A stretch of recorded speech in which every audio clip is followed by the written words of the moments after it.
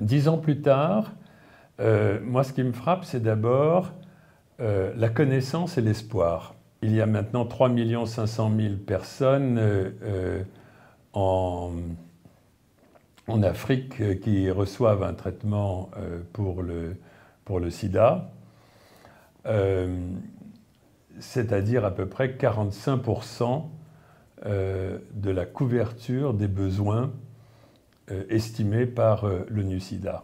Donc on est passé de 0% à 45% de couverture en 10 ans et en fait en pratiquement 5 ans.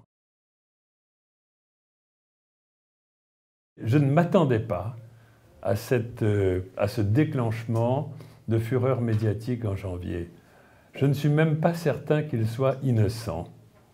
Parce que ces cas de malversation nous étaient déjà connus. Et nous avions déjà pris des mesures tout au long de l'année 2010, des mesures restrictives. Pour moi, l'intention était vicieuse et elle était une attaque contre l'aide au développement en général, contre l'aide au développement en santé en particulier, contre le système multilatéral et contre le Fonds mondial.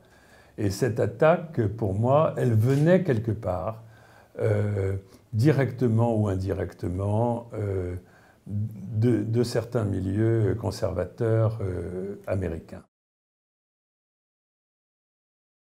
Nous sommes dans l'action, et c'est une action qui n'est pas sans risque.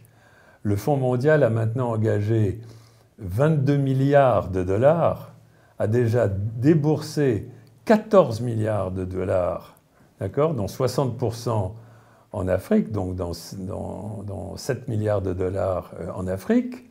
Comment pouvez-vous imaginer que ce soit sans risque?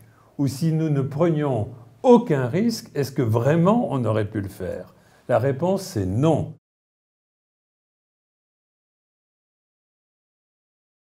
Nous n'avons versé aucun centime, jamais un sou, à la Fondation Carla Bruni-Sarkozy, contrairement à ce qui a été dit.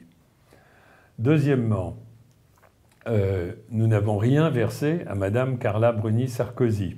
Il y a 2 sociétés de production associées à des associés et ou des amis de Carla Bruni, ça ne me regarde pas, qui ont passé des contrats avec nous, qui étaient des contrats sans appel d'offres. Ces contrats sans appel d'offres, j'ai le droit de les passer en tant que directeur exécutif du Fonds mondial. Il n'y a aucun versement dans la campagne Born HIV Free qui ait été fait contre les procédures du Fonds mondial.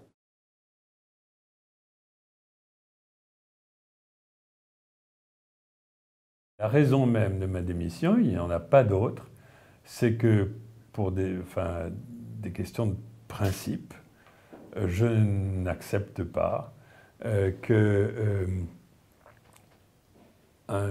personne prenne des responsabilités au Fonds mondial et ne réponde pas au directeur exécutif. Je pense que le conseil d'administration a fait le choix de mettre sur moi une pression telle que je ne pouvais pas prendre d'autres décisions.